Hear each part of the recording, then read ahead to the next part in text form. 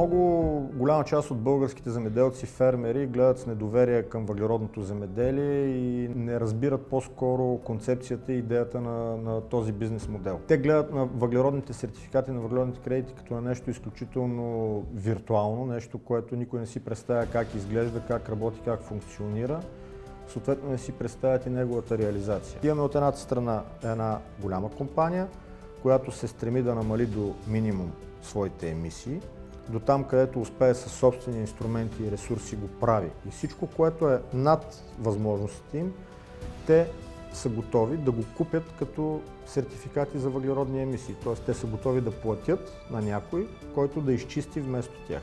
Селското стопанство е един от бизнесите, които могат в голяма степен да чистят този въглероден отпечатък. Чрез естествения процес фотосинтезата, растенията, земеделските, селскостопанските култури имат способността да секвестират въглерод от атмосферата и трайно да го съхраняваме в почвата. Секвестираният въглерод, следователно, би могъл да бъде измерен, отчетен, сертифициран и след това изтъргуван на тези доброволни борси за търговия на въглеродни сертификати, където компаниите са готови да плащат за такъв тип въглеродни кредити. И на практика в бизнеса компании като CarbonSafe разработват различни програми за въглеродно земеделие, които да имплементираме в селското стопанство, да насърчим земеделците в България, а и защо не и в други страни, да започнат да прилагат все по-голям набор от практики за регенеративно земеделие или популярното напоследък въглеродно земеделие, чрез които практики веднъж да работим за увеличаване на естественото почвено плодородие, за подобряването на здравето на почвата и като крайен резултат от всичките тези добри практики, полезни процеси и агротехнически мероприятия да стигнем до генерирането и валидирането на въпросните въглеродни сертификати. Тоест, целта на компании като CarbonSafe е на първо място да работи в посока насърчаване на земеделците за възстановяване на плодородието на земеделските площи, за приемане на все повече и по-голям брой практики на регенеративното земеделие, с които да се преборим от една страна с настъпилите климатични промени и да не губим от почвеното плодородие и от друга страна да се опитаме чрез земеделието да изчистим в голяма степен въглеродния отпечатък от индустрията, за което същата тази индустрия е готова да ни бонифицира и да ни плати за усилията. По този начин земеделското стопанство би могло да получи един допълнителен приход от търговията с въглеродни сертификати, който да инвестира в развитието си.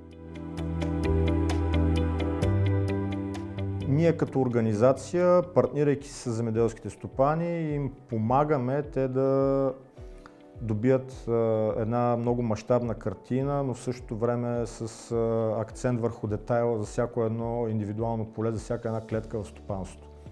Опознавайки на първо място почвите и условията за развитие на земеделските култури в едно стопанство, на тази база ние съвместно с фермерите разработваме индивидуална стратегия за управление на това стопанство, в която разглеждаме и се стремим да внедрим възможно най-голям набор от добри земеделски практики. Като започнем от типа механизация, която ще се използва и механизираните обработки, с които да се извеждат агротехническите мероприятия на полето, минем през земеделските култури, селскостопанските култури, които ще бъдат сяти на това поле, т.е. така наречения сеидбооборот. Стигнем до етапа с правилното оптимално хранене на тези култури, извеждане на навременната и правилна растителна защита. Всичко това с цел оптимизиране на производствените разходи на стопанството от една страна и от друга страна оптималното използване на естествените почвени ресурси и работа в посока подобряване на състоянието на земеделските земи. Това дългосрочно би се отразило много добре на естественото почвено плодородие, на здравето на почвата и създаването на оптимална среда за развитие на селскостопанските култури. А въглеродните сертификати, които вследствие на всички тези дейности ние ще отчетем, валидираме и изтъргуваме на борсите, те са просто един бонус, една заслужена отплата на фермера за всичките усилия, които той полага в посока опазване на климата, опазване на околната среда, подобряване състоянието на земеделските площи. Този финансов ресурс той би могъл да насочи към инвестиции в стопанството с цел още по-добра оптимизация на производствените процеси. Оптимизираме разходите за растителна защита, намаляваме популацията на болести, на неприятели по културните растения и по този начин стопанството разчита на едни доста по-стабилни добиви и по-здрави култури. Не трябва да допускаме фермерите да гледат на въглеродното земеделие като на просто един инструмент или път, по който да генерират сертификати и да ги търгуват на офсетните пазари. Ползите от въглеродното земеделие са много по-големи и много по-дългосрочно и устойчиво трябва да се гледа на него, а не просто като на един инструмент за бързо печатане на сертификати и пари. CarbonSafe е единствената програма в света, която работи с директно измерване и отчитане на въглерод в почвата. Всички останали програми и методики за генериране на въглеродни сертификати в селското стопанство са базирани на прогнозни модели, на математически модели, на хипотези, докато в случая с програмата на CarbonSafe нещата стоят коренно различно. Ние тук работим с ежегодно мащабно картиране и пробовземане на всички полета, които са част от програмата, директно измерване на всички хранителни елементи и въглерод в почвата и отчитане само на плюс варианти. Тоест ние сертифицираме само и единствено тогава, когато имаме реално нарастване на съдържанието на въглерод в почвата. Програмата трябва да гарантира на потенциалните клиенти на въглеродни сертификати консервативност, устойчивост и затова тя се изпълнява за минимум 5 годишен период с едни и същи площи. Всичко това е видно от един цикъл на протичане на програмата, който се състои на първо място в запознаване с земеделското стопанство, провеждането на един първоначален мониторинг и оценка за пригодност на стопанството. След като нашите колеги се запознаят с основните параметри на едно земеделско стопанство, бива изготвена оценка на това стопанство, дали то е готово да бъде включено в програма за въглеродно земеделие или е необходимо да мине определени етапи в развитието си, за да надгради и тогава да бъде приобщено към програмата. След като веднъж е получил положителна оценка, с него бива сключен договор, на база на който договор всички полета в стопанството се картират, планира се пробовземане, след което се извършват изпитвания в агрохимична лаборатория под акредитиран протокол.